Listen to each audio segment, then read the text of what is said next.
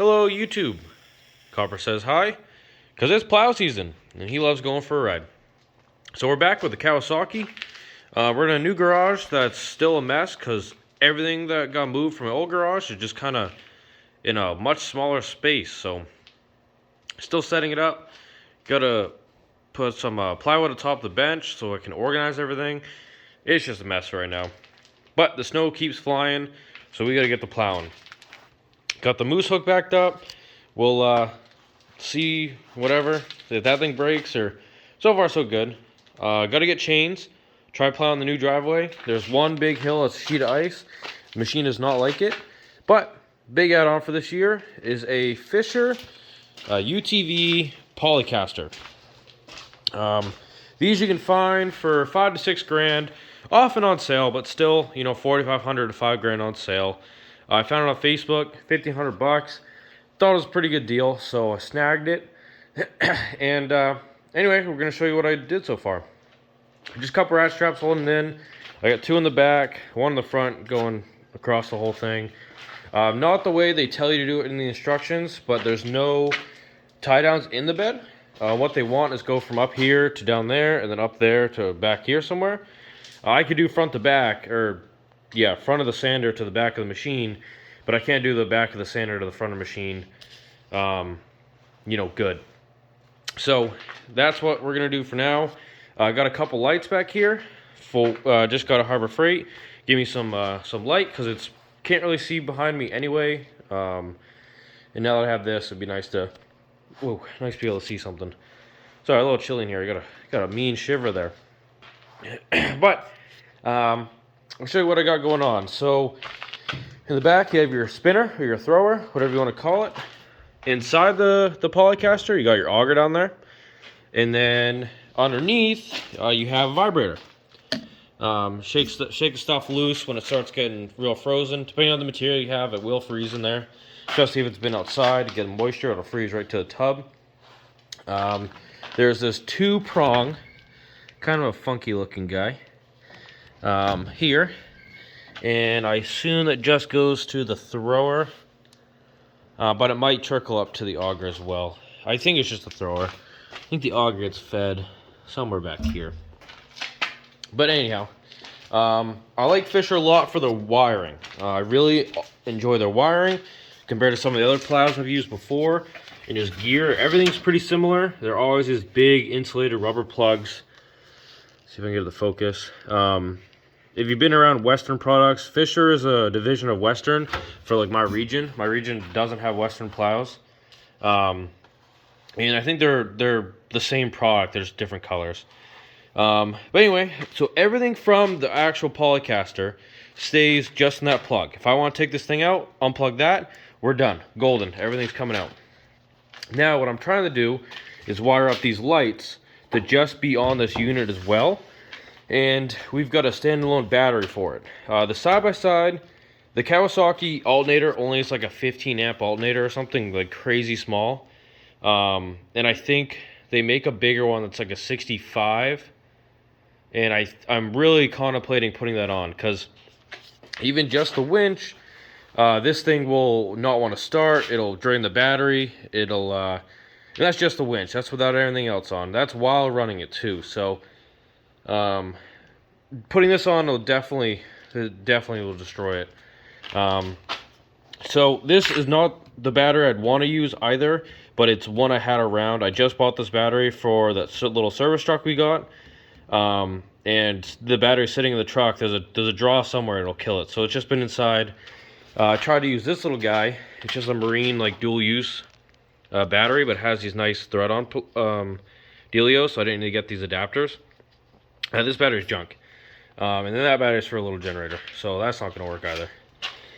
So for now, just to make sure everything works, we have it here. So that wiring harness runs big loom, but it tees off and gives you your negative, positive. These run to your batteries. There's a solenoid right here. Everything's just kind of tucked in so it doesn't run away. Solenoid there that runs to this black wire. That's actually a positive. That the guy spliced on these butt connectors that never last, especially when, you know, if you're outside and you're on salt. And this is the lead he had running to the battery to that wire that runs the solenoid. I gotta look at the wiring harness online or look up a diagram, because I have no paperwork for this, to see what this really does. Because the controller doesn't work without that solenoid plugged in, and I don't know, I'm just trying to figure it out because he's got it kind of janky. And the funny part is this wire that he has here is a female little, like, whatever, that little connector. My brain is melting. I don't know. I can't remember what it's called. But they're both like that. They're both females. There's no male. So don't know what's going on there.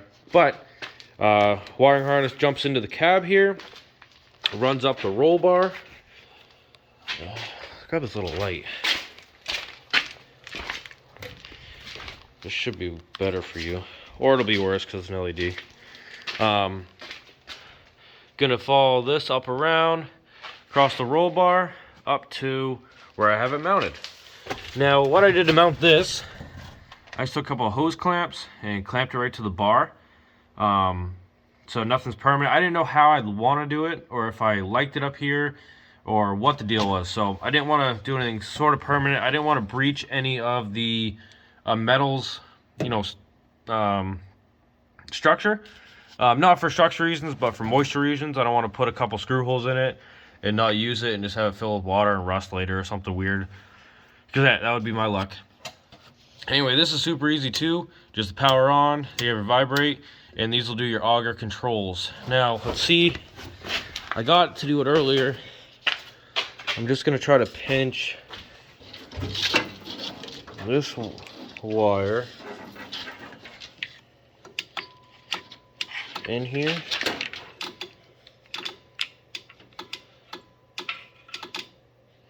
Ooh, solenoid I think is live. Let's find out.